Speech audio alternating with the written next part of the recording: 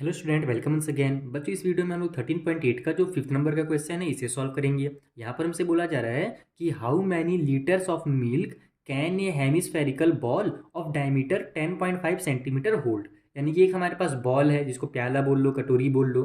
वो हमारे पास किसके शेप में है? तो हेमिस्फेरिकल शेप में है। मैंने आपको बताया है ना, हेमिस्फेयर क्या होता है कि आधा हमारे पास जो क्या बोल सकते हो आप, स्फेयर का आधा। जैसे कि हमारे पास कटोरी हो गया, या फिर जब हम लोग क्रिकेट खेलते हैं टेनिस बॉल से तो वो बीच से कट हो जाता है, तो वो सब जो शेप होता है उसको हम लोग हेमिस्फेयर बोलते हैं। ठीक है, तो हेमिस्फेयर के शेप में हमारे पास बॉल है और उसका अपने को डायमीटर दिया गया। बॉल यानी कि वो कटोरी वाले बॉल ना, वो खेलने वाला बॉल नहीं यहाँ पर। ठीक, वो हमको दिया हुआ है। अब इसमें कितने लीटर मिल्क आएगा ये हमसे पूछा जा रहा है। तो यहाँ पर देखो, अब लीटर में हमसे पूछा जा रहा है। इस टाइप से क्वेश्चन आपको 13 पॉइंट मेरे ख्याल से 6 में आया हुआ है, या फिर 13.7 जहाँ पर भी आया हुआ था, जहाँ पर अपने से उसकी कैपेसिटी पूछी जा रही थी। तो यहाँ से एक्चुअल में हमसे उसका कैपेसिटी पूछा जा रहा है, क्योंकि वो हमारे पास अब लीटर में आ गया। तो ये आपको याद होगा जो हमने आपको वहाँ पर बताया था पहले, कि 1 मीटर का क्यूब इक्वल टू 1000 लीटर होता है, 1000 centimetre cube equal to 1 litre होता है। ये सब चीज़ें मैंने आपको पहले ही बोला था, याद कर लेना, क्योंकि ये रिलेशन बार बार यूज़ होते हैं। जैसे यहाँ पर देखो दोबारा से आ गया लीटर में कन्वर्ट करने के लिए, तो वही रिलेशन यहाँ भी यूज़ होगा। ये कैसे सॉल्व करना है मैं आपको कॉपी में समझा देता हूँ। तो देखो यहाँ पर अपने को डायमीटर जो है वो 10.5 सेंटीमीटर दिया हुआ है। डायमीटर बोले तो यहाँ से लेकर के यहाँ तक की दूरी, ये आपको सभी को पता है। लेकिन हम लोग क्या जानते हैं कि चूंकि अब इससे हमको कैपेसिटी पूछा जा रहा है कि इसमें कितना लीटर मिल्क आएगा, तो हम लोग को वहाँ पर उसका वॉल्यूम पता होगा तभी हम निकाल सकते हैं कैपेसिटी। क्योंकि हम क्या जानते हैं, जो कैपेसिटी निकालने के लिए हमारे पास सेंटीमीटर में जब कभी भी कुछ दिया रहता है ना, तो इसका ये रूल होता है कि 1000 सेंटीमीटर का क्यूब इक्वल टू 1 लीटर। और एक और रूल है, इसको भी याद कर लेना, कि 1 मीटर का क्यूब इक्वल टू 1000 लीटर। ये दोनों चीज़ें जब आपको याद रहेंगी तो आप किसी भी क्वेश्चन को कैपेसिटी वाले को आसानी से बना सकते हो। ठीक है, सेंटीमीटर और मीटर से रिलेटेड आता है, उससे ज़्यादा नहीं आता है कभी भी। तो यहाँ पर अब हम लोग को क्या करना पड़ेगा, इसका वॉल्यूम निकालना पड़ेगा। हेमिस्फेयर के वॉल्यूम का फॉर्मूला होता है 2/3 पाई आर का क्यूब। आर यानी कि रेडियस, हमको दिया हुआ है डायमीटर, तो हमको यहाँ से इसका रेडियस निकालना है। डायमीटर भी देखो हमको डेसिमल में दिया हुआ है। मैंने आपको हमेशा सिखाया है कि डेसिमल रहे तो उसको जल्दी से फ्रैक्शन में कन्वर्ट कर लो, वो ज़्यादा ईजी लगता है। तो ये हमारा 105 डिवाइड बाई 10 हो जाएगा, क्योंकि डेसिमल के बाद 1 डिजिट है तो नीचे 10 वाला नंबर लिख लो। इतना सेंटीमीटर हमको डायमीटर मिल गया। अब हमारा जो रेडियस होगा वो बस इसको 2 से डिवाइड करने में मिल जाएगा। तो वो ये 105 डिवाइड बाई 10 है, इसमें 2 का आप मल्टीप्लाई कर दो, यही इसका रेडियस हो जाएगा। अब चूंकि हमारा ये देखो यहाँ पर कट तो ऐसे कुछ नहीं, ये दोनों कट हो रहा है, लेकिन हम लोग इसको कट कर भी सकते हैं। और यहाँ पर 10 है नीचे में ना, तो 10 ही रहने दो, कट वगैरह मत करो। उससे आपका काम और आसान हो जाएगा। कब? जब आपको डिवाइड करना पड़ेगा, उस टाइम पे आपको अलग से डिवाइड नहीं करना पड़ेगा, क्योंकि नीचे अगर 10 रहता है तो आसानी से सॉल्व हो जाता है, जैसे कि आपने अभी पिछले वाले कई क्वेश्चन में देखा भी होगा। तो ये हमारा यहाँ पर से इतना रेडियस निकल गया, इसको ऐसे ही छोड़ दो। अब हम लोग निकालेंगे वॉल्यूम। तो वॉल्यूम ऑफ हेमिस्फेरिकल बॉल लिख लेना, मैं शॉर्टकट में यहाँ पर केवल बॉल लिख दे रहा हूँ, कि बॉल का जो वॉल्यूम होगा वो हो जाएगा 2/3 पाई आर का क्यूब। देखो पूरा जब रहता है तो 4/3 होता है, और चूंकि अब वो आधा हो गया है तो वो 2/3 हो जाएगा, सिंपल। तो यहाँ पर अब इसको आप फॉर्मूला में पुट कर दो, 2/3, पाई का वैल्यू 22/7 कर दो, आर का क्यूब है यानी कि इसका क्यूब हो जाएगा। तो ये बन जाएगा हमारा 105 डिवाइड बाई 10 मल्टीप्लाई 2 एक बार। ठीक है, इसका मैं क्यूब भी कर सकता हूँ या फिर 3 बार इसका मल्टीप्लाई कर देता हूँ, तो मैं 3 बार कर लेता हूँ, उससे और ईजी हो जाएगा काम हमारा। मल्टीप्लाई 2 और फिर से 105 डिवाइड बाई 10 मल्टीप्लाई 2, ये radius multiply radius multiply radius हो गया। ठीक है, इतना क्लियर है, आसान बना दिया हमने। अब क्या करना है आपको, सिंपली जो जो कट हो रहा है उसको कट कर लो। जैसे ये मेरा 7 से कट हो रहा है, देखो इस तरीके से, 7 1 जा 7, ऊपर में 7 1 जा 7 हो जाएगा, 10 में से 7 कट हुआ, बचा हमारे पास 3, वो आगे जाकर के जो 35 बना देगा, तो 7 5 जा हो जाएगा हमारा 35। उसी तरीके से ये दोनों मेरे 3 से भी कट हो रहे हैं, 3 1 जा 3, 3 5 जा 15। अब नीचे भी मेरा कट हो रहा है, देखो 2 1 जा 2 हो गया, ऊपर में हमारे पास 2 1 जा 2 हो गया, नीचे फिर से 2 1 जा 2 हो गया, ऊपर 2 11 जा हमारे पास 22 हो गया। लेकिन अभी भी हमारे पास नीचे में एक 2 बचा हुआ है, और ऊपर में कुछ ऐसा नंबर तो है नहीं जो 2 से कट हो जाए, यानी कि हमको यहाँ पर डेसिमल करना ही पड़ेगा। लेकिन ये डेसिमल देखो आसान है, 2 से कट करना आसान है। अगर कोई बड़ा नंबर रहता है जिसको डेसिमल कन्वर्ट करना रहता है तो मुश्किल हो जाता है। जैसे देखो मैं इसी को कट कर देता हूँ, 2 1 जा 2 हो जाएगा, और 2 का टेबल हम लोग जानते हैं 2.5 टाइम पढ़ेंगे तो 5 आ जाएगा। डायरेक्ट इसको कर सकते हो, शॉर्टकट तरीका देखो, इसको इस तरीके सॉल्व किया जाता है डिटेल में।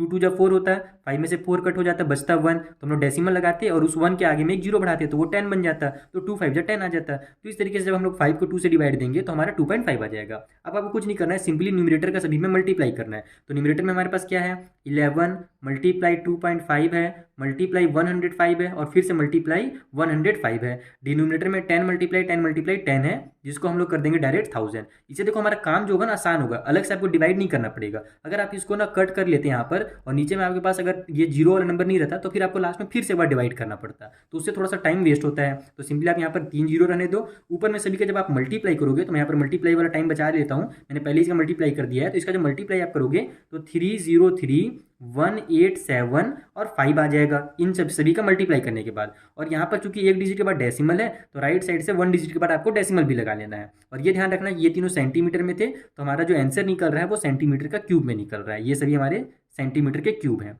ठीक है, नीचे में अभी भी हमारे पास 1000 है। अब हमको कुछ नहीं करना है, हम क्या जानते हैं कि अगर नीचे में जीरो वाला नंबर है तो हम लोग केवल न्यूमरेटर को उतारते हैं। देखो 303, 187 और 5 को उतार दो। डेसिमल जो यहाँ पर था, चूंकि नीचे में 3 जीरो है तो डेसिमल 3 डिजिट और अंदर आ जाएगा। तो ये पहला डिजिट, दूसरा डिजिट और ये तीसरा डिजिट, यानी डेसिमल यहाँ पर लग जाएगा हमारा इस जगह पर ऐसे।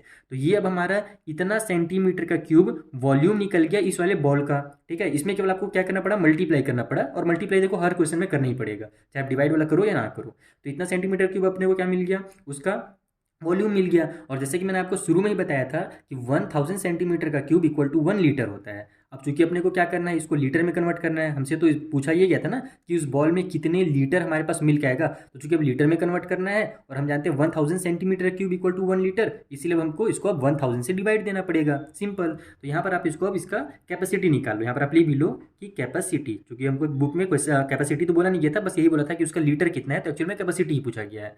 तो ये हमारा हो जाएगा 3031875। यहाँ पर डेसिमल है और ये अब डिवाइड हो जाएगा 1000 से, और जब 1000 से डिवाइड होगा तो अब ये हमारा लीटर में निकल जाएगा। ठीक है, तो अब देखो यहाँ पर फिर से वही नीचे 3 जीरो आ गया, तो अब हम लोग फिर से वही क्या करेंगे, डेसिमल को 3 डिजिट और अंदर ले आएंगे। तो अब यहाँ पर हमारा डेसिमल था तो 1 डिजिट, 2 डिजिट और ये 3 डिजिट, यानी डेसिमल अब हमारे यहाँ पर लग जाएगा। तो डेसिमल 3031875 लीटर इसका आंसर हो गया। और डेसिमल की इधर कुछ नहीं है तो एक जीरो लिख लो, स्टैंडर्ड फॉर्म में ऐसे ही लिखा जाता है। अब चूंकि अब इतना लंबा चौड़ा ये हो गया, तो इतना लंबा चौड़ा तो अपन लीटर में लिखते नहीं है। हम लोग क्या जानते हैं कि इधर वाला हमारा लीटर होता है और डेसिमल के बाद वाले हमारे मिली लीटर होते हैं। और 1 लीटर में 1000 ml होता है, यानी कि मिली लीटर होता है। ठीक है, ml सॉरी। तो जब मिली लीटर हमारे पास 1000 होता है, यानी कि डेसिमल के बाद अपने को केवल 3 डिजिट ही यूज़ करना है, क्योंकि 1000 में आपको 3 जीरो दिख रहा है ना, तो आपको मिली लीटर में केवल 3 नंबर ही लिखने हैं। तो अब इसको आप क्या करोगे, अप्रॉक्सीमेटली वाला जो एस्टिमेट किया जाता है वो कर दोगे। तो ये मेरा जीरो का जीरो ही रहेगा, ये हमारा चेंज इधर का होता है। तो देखो अब चेंज कैसे करना है, ये जो लास्ट वाला डिजिट है ना, चेंज यही होता है। ये 3 जीरो तो 3 जीरो ही रहेगा।